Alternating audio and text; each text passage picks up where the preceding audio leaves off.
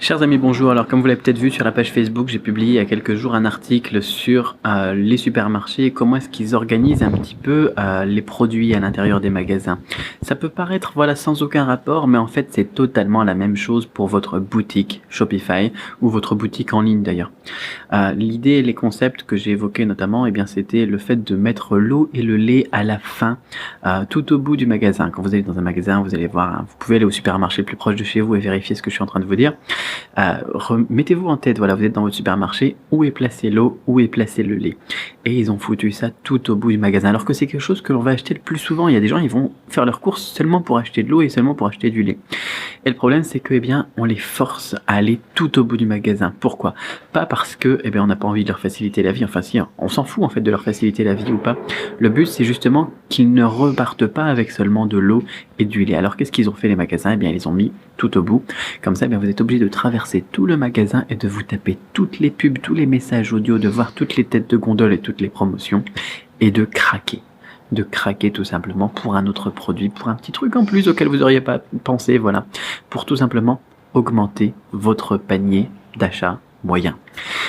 Et ça, c'est quelque chose que vous allez pouvoir utiliser aussi dans votre stratégie sur votre boutique Shopify. Réfléchissez un petit peu au concept, allez au supermarché, rien que pour voir un petit peu comment les choses sont agencées, et dites-vous comment est-ce que moi, je peux créer un parcours pour mes visiteurs. Cette idée de parcours, on la retrouve dans d'autres systèmes. Vous pouvez étudier les sites comme Amazon, etc.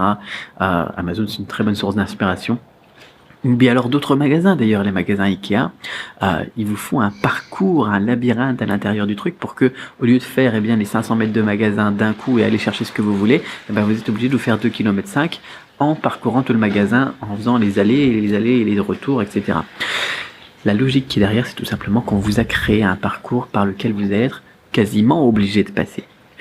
Il faut que vous y réfléchissiez parce que vous devez mettre ça aussi en place pour vos visiteurs sur votre boutique. Voilà.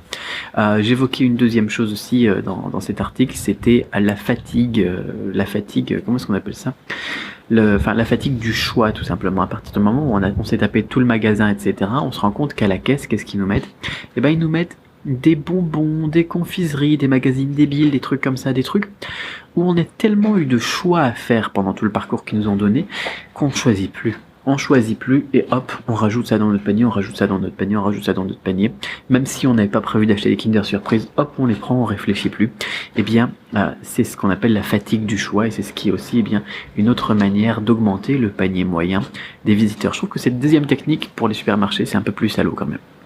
C'est ce que j'évoquais donc dans l'article et qu'on développe en détail après les stratégies, tout ça dans les formations vidéo de la formation Quick Start là. Vous avez un lien dans la description si vous n'avez pas encore vu ça. C'est un peu salaud, mais encore une fois, ça vous amène à réfléchir sur le parcours de vos visiteurs. Qu'est-ce que vous leur proposez quand ils arrivent sur votre site? Qu'est-ce que vous leur proposez une fois qu'ils ont décidé d'acheter quelque chose? Qu'est-ce que vous leur proposez quand ils s'en vont ou même quand ils sont partis? Réfléchissez à tout ça. Soit vous y travaillez donc par vous-même, soit on le fait ensemble dans la formation Shopify Quick Start. Quoi qu'il en soit, allez au supermarché, regardez un petit peu comment est-ce qu'ils ont agencé leurs produits, parce que c'est très réfléchi. Un peu salaud, mais très réfléchi. Je vous mets dans la description un lien vers la formation, c'est le premier lien donc dans la description, et un lien vers le post en question sur Facebook, c'est le deuxième lien dans la description. On se retrouve sur Facebook et dans la formation juste après. Bye bye.